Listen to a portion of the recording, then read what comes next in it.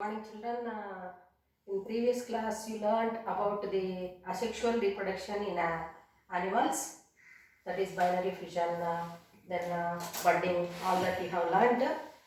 Today let us learn about the reproduction in animals. So before we go for this lesson, let us recall the lesson what you learned in 7th class. So what is that reproduction in plants you learned? So you learned about the parts of the flower, calyx, corolla, androecium, gynoecium. Then pollen grains are produced in anthers. Then ovary, it contains ovule. Female gamete is present in that. So in the ovary, after the transfer of pollen grain from anther to the stigma, then it reaches the female gametophyte, and in the female gametophyte it is going to fuse with the female gamete, which results in the fertilization, which leads to the formation of zygote. Is it clear to children? So now parts of the flower, androecium and gynoecium are the reproductive parts. Okay, androecium, it is said to be producing anthers, and it produces the male gametes called pollen grains. And gynoecium, it contains ovary, inside that ovary ovule, and inside that you know that female gamete is present. Okay, so now I would like to ask you one question. Have you observed any time cow giving birth to calf? Yes. So like other animals, especially pet animals, dogs you may be having in your house. So you might have seen the mother dog giving birth to young ones. Is it not, children? So now the from where it is produced means from the female reproductive system, the baby is delivered. Is it clear to you what I mean to tell? Now is there any role of males in the process of reproduction? It is yes, children. Okay. So why it is there means fertilization means it's fertilization, it has to be carried out means there must be the male and the female gametes. Is it clear to you? So male gamete which is produced in the animals. Male, what is the male gamete? Means sperm. And female gamete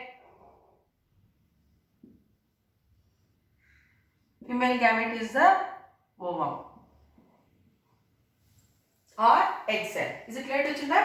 So there is the role of male reproductive system and female reproductive system, which results in the production of male and female gametes. So the process of fertilization is going to happen in the female body, and after the pregnancy period the young one is going to be delivered. Okay, so now let us learn about the male reproductive system. So this is the diagram of male reproductive system.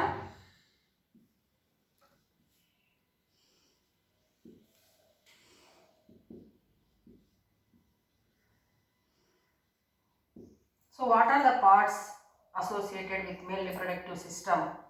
Means testis, a pair of testis, penis, and these two seminal ducts. So where is this male reproductive system present means male reproductive system is present in the abdominal cavity. Is it clear to you? So in the abdominal cavity this male reproductive system is present, and a pair of testes are present, and each testis is given off with a tube-like structure. What do we call the tube-like or duct means seminal duct or seminal tubes. Then it is followed and it is penis. Okay, so these are the important parts associated with the male reproductive system. So now what do these testes do? Testes are going to produce male gametes. So testis produce male gametes.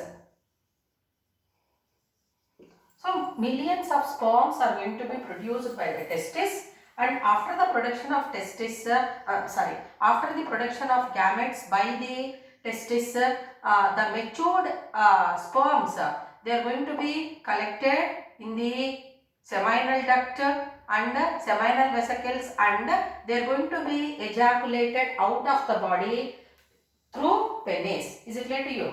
So this is about the male reproductive system in plants.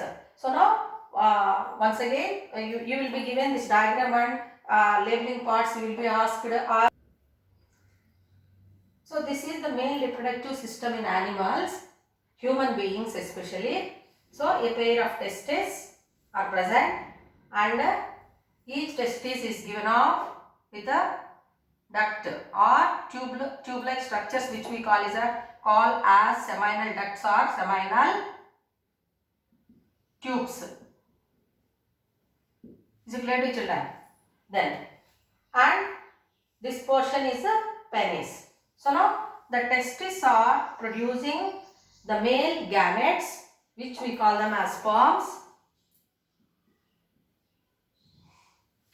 These are produced in large number. So what is the function of testis? Testis helps in the production of sperms, which are said to be the male gametes.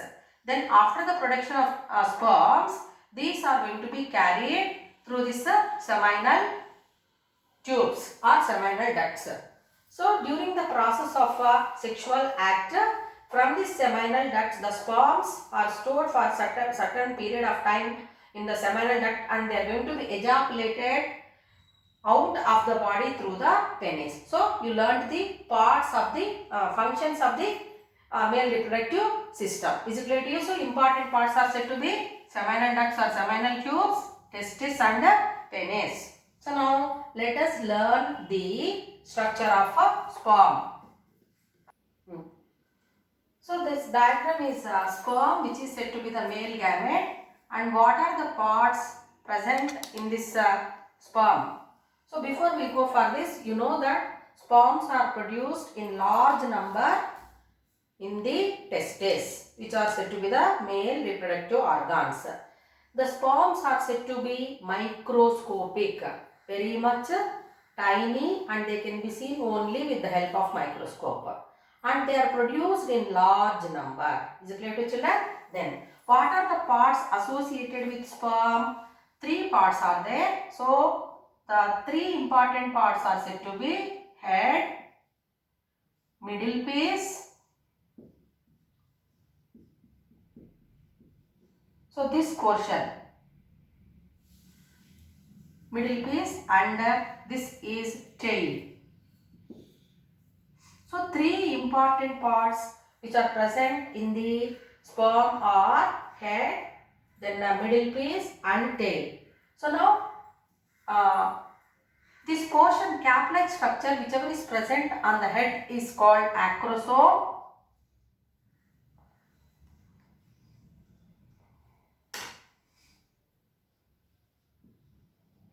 Acrosome, and the head portion contains the nucleus.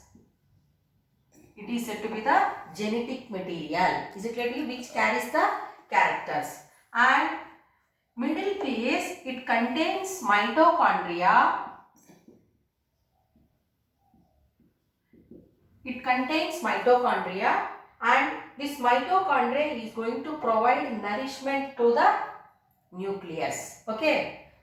Then this long thread-like structure which you are observing is said to be tail. So the 3 important parts are said to be head, then middle piece and tail. The head contains the nucleus, which is said to be the genetic material, and the middle piece is connecting the head and the tail.